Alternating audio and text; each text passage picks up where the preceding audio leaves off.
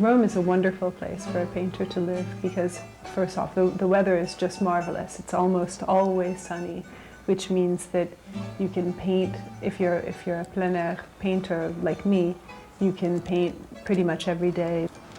I've been working on this for about seven days now, for several hours a day. But 2 o'clock is the right time of the day to come, and as you can see, it's 2 o'clock now because the shadows are absolutely perfect. She is the consummate artist insofar as she lives it, she breathes it, and I think she drinks it in every day of her life, and only through the rigor of daily activity, of the self-discipline and going out and painting every day, does one really become an artist in the true sense of the word. She's a perfect illustration of the undying value of the classical value. The work that Wendy does can look familiar at first glance because you've seen other drawings like it, other paintings like it. But the minute you really look at it, you realize that this is brand new. And in a sense, I find that very exciting and more contemporary than almost anything I've seen, because she's finding something in a traditional subject that has never been seen before.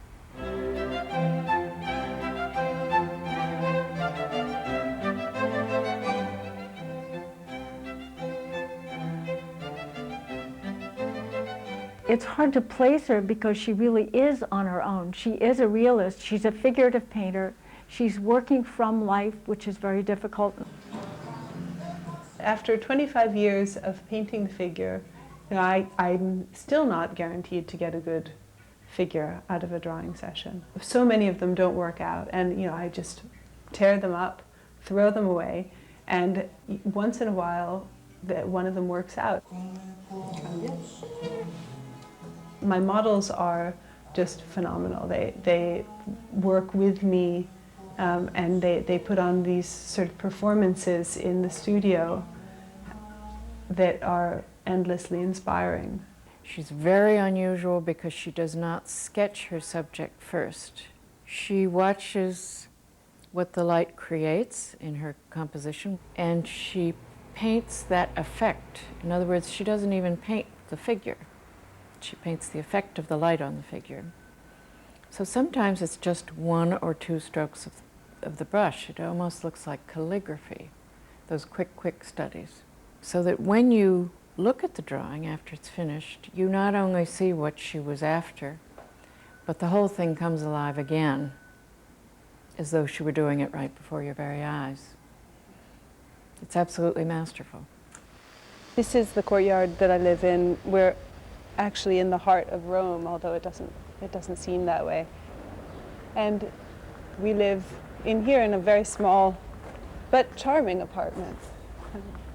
This is my bicycle. This is my daughter.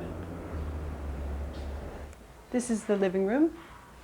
And most of the pictures that are up here are pictures that I can't part with, that just live on the walls.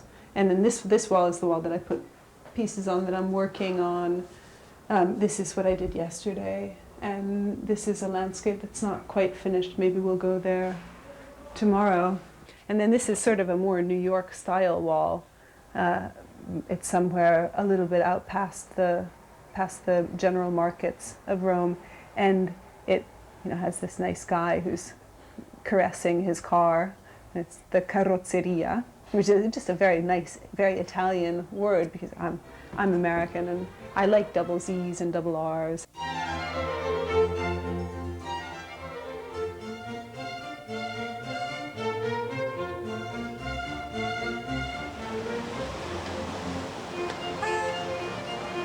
Her work is tremendously important for us because when we work with a model, I'm going to be lighting the model with strong light and dark.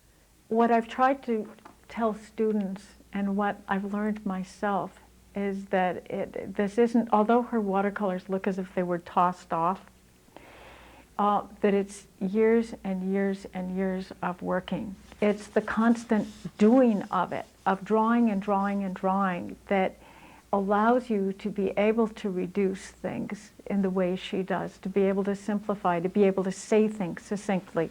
It's the discipline that allows you then to be expressive. I mean, that's kind of corny, it's trite, but it is true.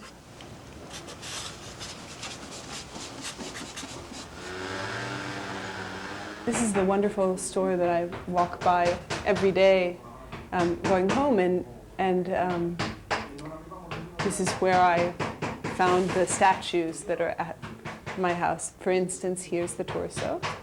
It's leaning up against the wall. I've done pictures of lots of different things in Rome, and it seems that each time I get sort of tired of painting ruins, I turn around and there are vehicles to paint, or that are full of character, or I go to the market and there are these beautiful artichokes or these beautiful beets, and so I buy a bunch of beets and bring them home and paint them. This painting's called Haut les mains, which means arms up. I love artichokes. I think artichokes are just one of the best things to eat in the world, and Italy has some great artichokes. Her work does transcend time. It's about a timeless beauty in art, and art isn't always about that in contemporary times. Art can be about social commentary, it could be about immediate edge, it could be about a whole variety of things, but beauty isn't necessarily something that people are always looking at and going after. And I think that invariably the way she paints, there's absolute beauty because there's an essence to it. The fact that Wendy uses a traditional technique, using a paintbrush, using sepia, using watercolor, is something that makes you have to look a little harder to realize how original she is as an artist. But you find there everything you need in a genius.